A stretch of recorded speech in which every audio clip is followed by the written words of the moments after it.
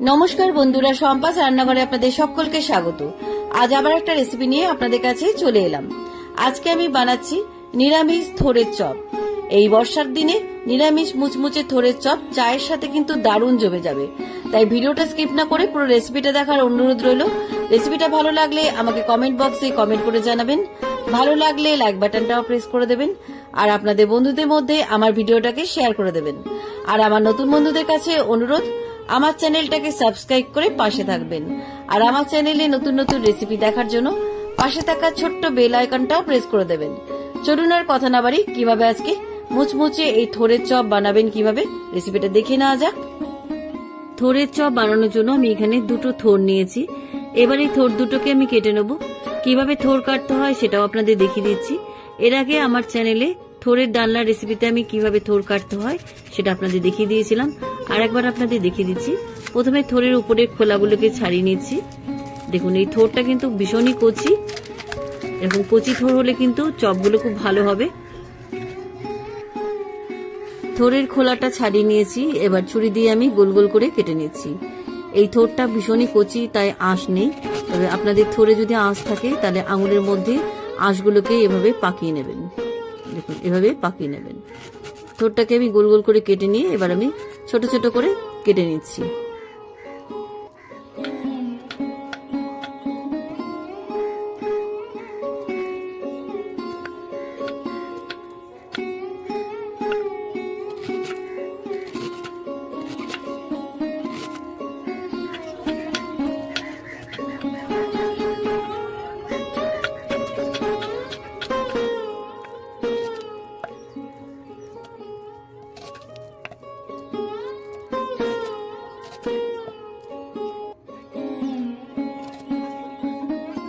সমস্ত থোড়টা আমার কাটা হয়ে গেছে। এবারে কাটা থোড়টা একটা পাত্রের মধ্যে আমি ঢেলে দিচ্ছি।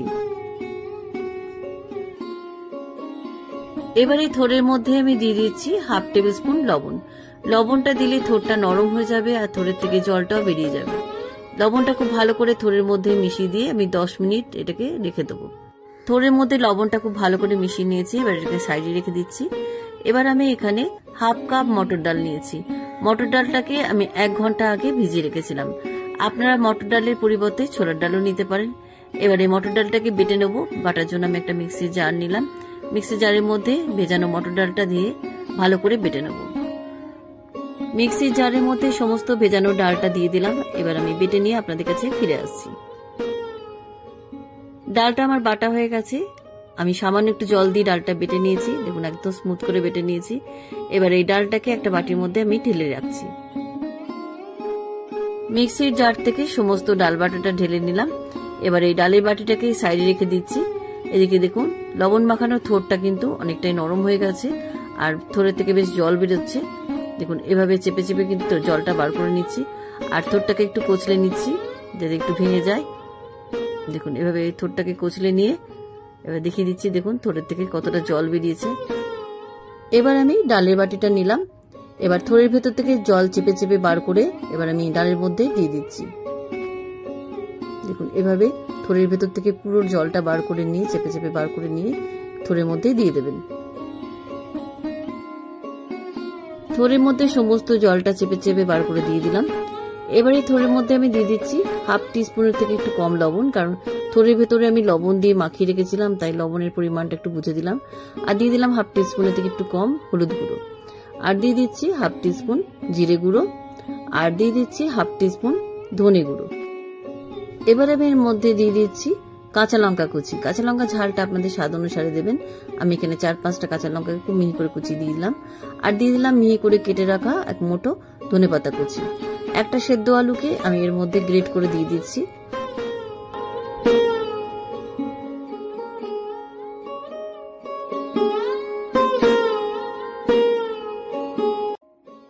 সেদ্ধ আলুটা গ্রেট করে দিয়ে দিলাম। এবার আমি এর মধ্যে বাইন্ডিং এর জন্য দিয়ে দিচ্ছি 2 টেবিল স্পুন বেসন। এবার এই সমস্ত উপকরণ হাত দিয়ে খুব ভালো করে মেখে নিচ্ছি। সমস্ত উপকরণ হাত দিয়ে খুব ভালো করে আমার মাখানো হয়ে গেছে। এবার আমি গোল গোল চপের আকারে গড়ে নিয়ে আপনাদের কাছে ফিরে আসছি। সবকটা চপ আমার গড়া হয়ে গেছে। দেখুন গোল গোল চ্যাপটা চ্যাপটা আমি চপের শেপের বানিয়ে নিয়েছি। এবার এই চপগুলোকে ভেজে নেব। চপগুলো ভাজার জন্য ইন্ডাকশনে একটা কড়াই বসিয়ে দিলাম। কড়াইয়ের মধ্যে আমি দিয়ে দিচ্ছি সাদা তেল। তেলটা গরম হয়ে গেছে, এবার আমি চপগুলো তেলের মধ্যে ছেড়ে দিচ্ছি।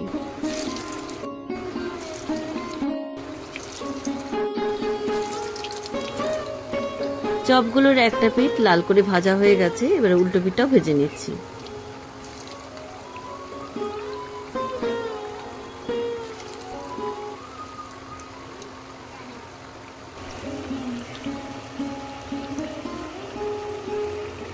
প্রথম ব্যাচে সব কটা চপ আমার ভাজা হয়ে গেছে, এবার একটা প্লেটের মধ্যে ভাজা চপগুলো তুলে রাখছি।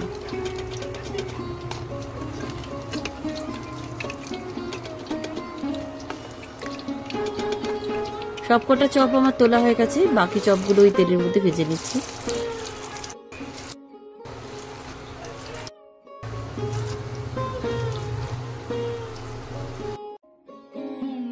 বাকি সব কটা চপ আমার ভাজা হয়ে গেছে, এবার কড়াই থেকে তেল ঝরিয়ে প্লেটের মধ্যে তুলে রাখছি। সব কটা থোড়ের চপ আমার কড়াই থেকে তোলা হয়ে গেছে, এবার একটা সার্ভিং প্লেটের উপরে দেখতে সুন্দর লাগার জন্য থোড়ের খোলার উপরে আমি থোড়ের চপ সার্ভ করছি। কেমন লাগলো আজকের এই থোড়ের চপের রেসিপি? আপনারা বাড়িতে চায়ের সাথে এই থোড়ের চপ আপনারা সার্ভ করতে পারেন। রেসিপিটা কেমন লাগলো আমাকে কমেন্ট বক্সে কমেন্ট করে জানাতে ভুলবেন না। একটা চপ আপনাদের ভেঙে দেখাচ্ছি, কেমন মুচমুচে আর ভেতরটা কত সুন্দর হয়েছে।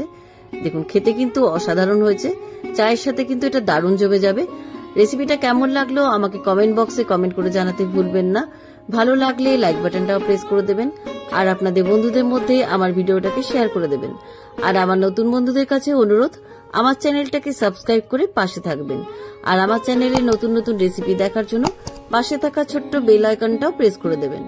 আজ তাহলে চলি, আবার একটা নতুন দিনে নতুন রেসিপি নিয়ে আপনাদের কাছে চলে আসবো।